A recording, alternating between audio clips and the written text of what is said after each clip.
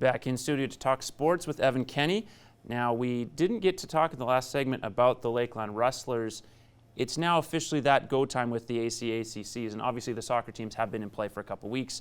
The volleyball and basketball teams now getting underway into exhibition play.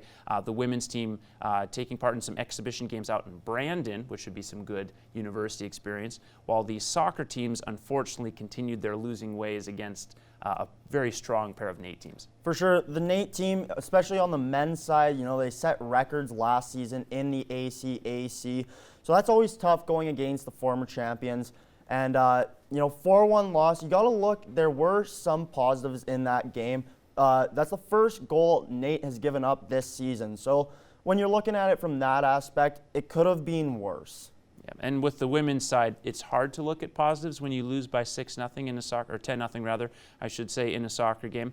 But again, the thing they can take from it is NAIT does that to everyone. They've been doing that for years. I think it's 4 titles in a row now. The NAIT women's team has won the ACAC championship. As well, there is still a sense of chemistry that has to be developed. You're only 3 games into the season with an almost entirely brand new roster. For sure, only 3 returning players on that women's team.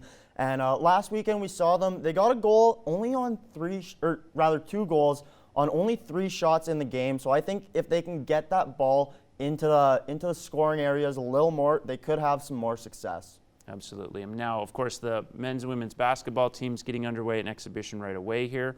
Volleyball will follow suit as well. And the biggest thing to take away from all of these teams, even the women's team who's lost some key players, is they're going to rely on a lot of veteran experience.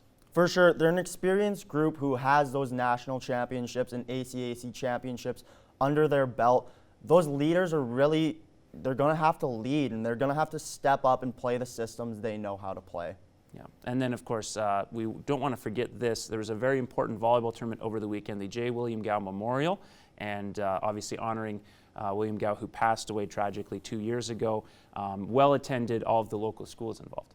For sure, and there were a couple Lloyd teams who were really successful in that Tier 1 category, with one of the boys' teams actually winning, claiming gold. That was a team that William Gow actually had a huge impact on, so some of the boys he formerly coached. So I could tell it was a really heartfelt win for that team. Yeah, and it shows you just how important his impact was on volleyball in the region, and also just how much it's grown since. Other people, of course, the Dyers out of Lakeland College, have played a role in sort of growing the game, and it's now gotten to the point where you have a beach program.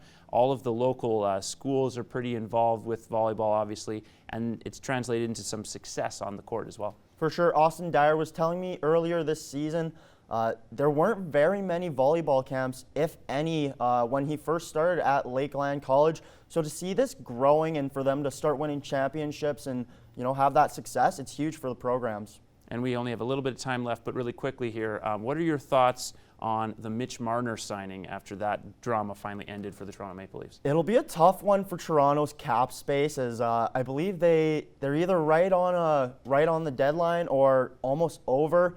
I don't know if he quite deserves almost $11 million per year, but they got the deal done. They didn't want that Nylander situation once again. So I guess it's a pretty good situation for the Maple Leafs.